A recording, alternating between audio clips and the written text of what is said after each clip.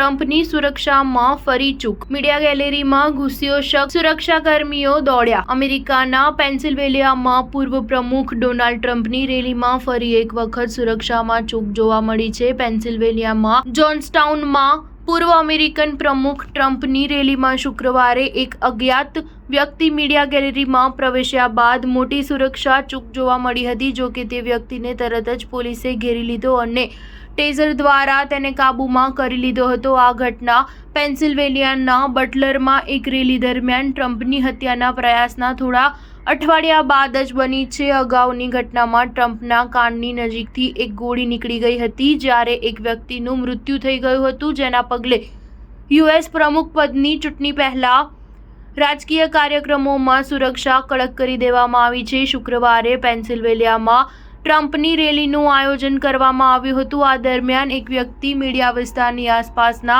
Cycle રેકના ઉપરથી પર કૂદી ગયો અને સ્ટેજ પર ચડવા લાગ્યો, જ્યાં ટેલિવિઝન રિપોર્ટર્સ અને કેમેરા હતા। તેની નજીક હાજર લોકોએ તેને નીચે ખેંચવાનો પ્રયાસ કર્યો અને થોડી જ વારમાં પોલીસ અધિકારીઓ પણ દોડી આવ્યા।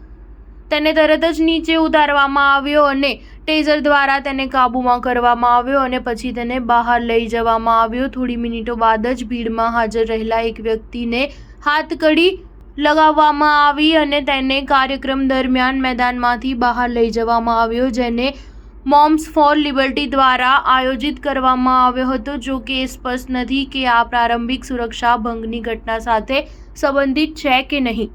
સ્ટાર ન્યૂઝ 7 હંમેશા સચ્ચાઈની સાથે।